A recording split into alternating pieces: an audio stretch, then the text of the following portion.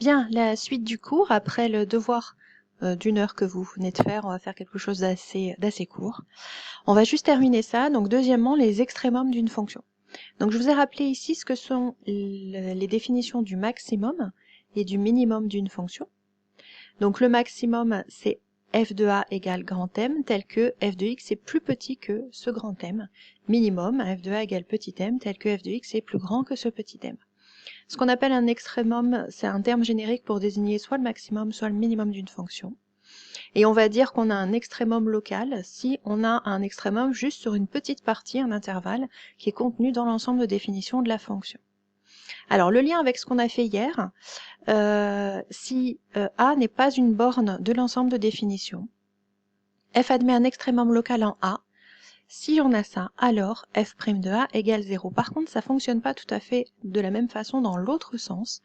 Si la fonction dérivée s'annule en A, c'est-à-dire si f' de A égale 0 en changeant de signe, alors f admet un extrémum local en A.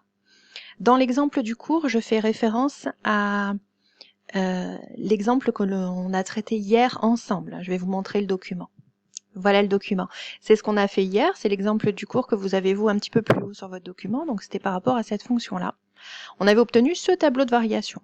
Ce que je disais, c'est qu'ici, en moins 1, on a ce qu'on appelle un maximum local qui est 13, et c'est pas le maximum de cette fonction sur tout son ensemble de définitions, puisque le maximum, on va le trouver ici en 4 et au 38. Sauf qu'en 4, on a une borne de l'ensemble de définitions. 4, c'est la borne supérieure de l'ensemble de définitions de la fonction qui est là. Donc, en moins 1, on a un maximum local qui vaut 13. En 2, on a un minimum local qui vaut moins 14. Donc, en fait, à partir du moment où, par exemple, ici, en moins 1, on voit que la dérivée est d'abord positive, s'annule et change de signe puisqu'elle devient négative, alors j'ai un maximum local.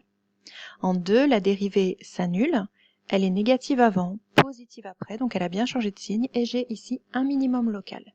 On va revenir sur le cours d'aujourd'hui. Voilà, on revient au cours d'aujourd'hui. Donc on a parlé de l'exemple qui est ici. Une remarque. Qu'est-ce qui se passe si la fonction dérivée f' s'annule sans changer de signe? Alors on va pouvoir dire que f n'admet pas un extrémum en cette valeur. Je vous ai pris comme exemple la fonction cube, f de x égale x au cube, dont vous avez la représentation graphique ici. On va s'intéresser à ce qui se passe ici en 0. Donc la fonction dérivée f' de x c'est x carré. Elle s'annule en 0, mais elle ne change pas de signe. f' de x c'est x carré, c'est toujours positif ou nul. La fonction cube n'admet pas d'extrémum en 0. Donc si on regarde le tableau de variation, la fonction carré s'annule en 0. Elle est toujours positive. La fonction cube est toujours croissante et elle s'annule ici en 0. Ce type de forme-là sur des courbes en mathématiques, on appelle ça un point selle, comme une selle de cheval. Alors pour mercredi prochain, donc pour la classe virtuelle qu'on fera ensemble, toute classe entière, mercredi prochain à 10h, je vais vous demander de chercher les exercices 21 et 31, page 162, et de bien soigner la rédaction de ces exercices. Je vous souhaite un bon week-end.